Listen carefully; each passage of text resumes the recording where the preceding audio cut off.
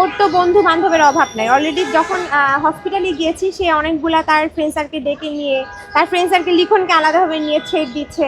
আমি তো অবশ্যই আতঙ্কে আছি।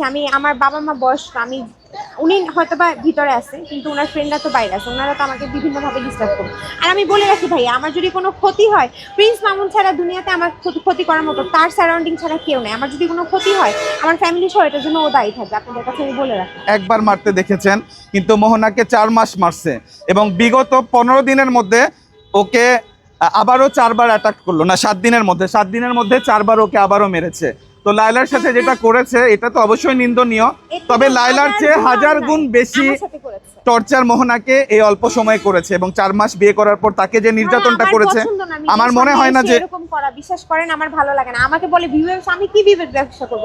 আমার একটা কোনো তোমার তো নিজের কোনো আইডি নাই, পেজ নাই, আমার কিছু নেই। আমাকে এইসব বলে বলে হিট করতে চায়। আমি চাই আপনাদের কাছে আমার একটা রিকোয়েস্ট, আপনারা সত্য জিনিসটা প্রকাশ করেন। আমার যদি ভুল থাকে এটা আপনারা আইডেন্টিফাই করেন, ওর যদি ভুল থাকে এটা আইডেন্টিফাই করেন। আমি চাই এখন এই ছেলের বিচার।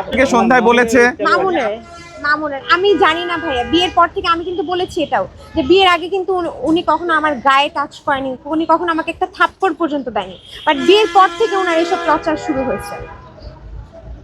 আর ও মোহনা আজকে সন্ধ্যায় বলেছে যে ভাইয়া ও ভালো হতে চায়, আমি একটা বেবি নিব, সুন্দর করে সংসার করব, ওকে ইস্টাবলিশ করতে যতটুকু করতে হয় দুজনে মিলে হেল্প করে সংসার করবো। তা একটা মেয়ে কতটা ভালো মনের হইলে এইভাবে বলতে পারে যে ভাইয়া আমি একেবারে সুন্দরভাবে, এবং আমি মিডিয়াতে আসবো না, আমি কোনো প্রেস করব না, আমি মামুনকে নিয়ে আলাদাভাবে লাইভ লিড করে বাচ্চা নিয়ে সুন্দর করে সংসার করতে চাই। আমি বলছি আপু তুমি যদি সুখে থাকো, সে আমাকে জিজ্ঞেস করছে যে ভাইয়া তুমি তো প্রথম থেকে জানো, তোমার মতামত কি?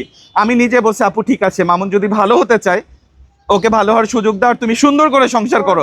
এরপর যদি আপনারা দেশবাসী মনে করেন যে থার্ড কোনো পার্সন এগুলা শিখাই দিচ্ছে, এগুলা কিছু না। ও যে আমাকে মারে, ওকে কি থার্ড পার্সন শিখাই দেয়? ওর মারামারির কারণে তো আমাদের ঝগড়া। আমাকে কে থার্ড পার্সন কেন ইনফ্লুয়েন্স করবে, কেন শিখাই দিবে?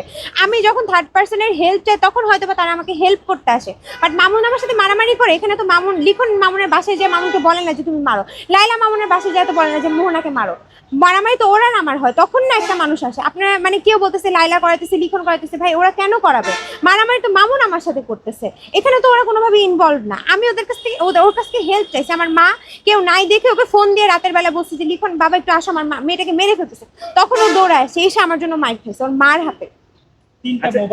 ভাইয়া আমি ওর নামে নারী নির্যাতনের মামলা করেছি, যৌতুকের মামলা তো আগেই করেছি, নারী নির্যাতনের যৌতুকের মামলা করেছি। এখন দেখি আমাকে বাংলাদেশ আইন কি ব্যবস্থা নেয়, আমি এর জন্য বলবো না। পরবর্তীতে যদি আমি কোনো পদক্ষেপ নিই সেটা আমি পরবর্তীতে আপনাদেরকে জানাবো। আপনারা কি দেখেছেন মোবাইল ভাঙতে? এগুলো মিথ্যা এলিগেশন তো সে দিবেই। আমি কোনো ফোনই ভাঙিনি। সে যখন লাইভ করতেছে, আমার ড্রেসের ঠিক নাই, আমি তখন মোবাইলটা এভাবে সরাইছি তার ফ্যামিলির সামনে, আমি তার একটা ফোনও ভাঙিনি। সর্বোচ্চ সাজা চাই সে জেলে থাকুক। আমি কারো মৃত্যু কামনা করি না, এমন না যে আমি তার মৃত্যুদণ্ড চাই, তার ফাঁসি চাই, এমন কিছু আমি কামনা করি না। আমি চাই সে শুধরা, সে প্রিন্স মামুন, সে শুধরে, সে 10 বছর জেল খাটুক, সে এইসব নেশা জগৎ থেকে ফিরে এসে সে তার মতো ভালো লাইফ করুক। আমি চাই না তার ফাঁসি হোক, আমি চাই সে শুধরা, বাট আমি তার লাইফ। এবং আপনারাও দেশবাসী কি চান যে মোহনার মতো মেয়েরা বা লাইলার মতো মেয়েরা বা যারা নির্যাতিত হচ্ছে সেই মেয়েগুলো কি পর্যায়ক্রমে এভাবে নির্যাতন হতে থাকবে? এটা যদি আপনারা চেয়ে থাকেন এবং তাদের পাশে সবার যেটা অবজেকশন, আমি এটা বলতে দাও, সবার যেটা অবজেকশন যে আমি পাশে এসে দাঁড়াইছি, আমি জীবনের চরম ভুল করছি।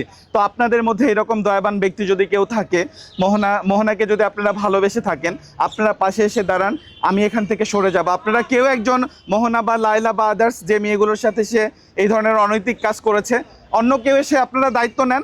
আপনাদের জন্য ওয়েলকাম যে আপনারা মেয়েদের পাশে দাঁড়াবেন, নারীর পাশে দাঁড়াবেন। এবং আমাদেরকে তদন্ত ওসি বলেছে যে ফার্স্ট প্রায়োরিটি মেয়েদের, এবং মামুনকে টোকাই বলে, নেশাখোর বলে বলছে যে পরের টাকা খেয়ে খেয়ে তোমার অভ্যাস হয়ে গেছে, এই ধরনের তাকে কিন্তু হিউমিলিয়েট করছে।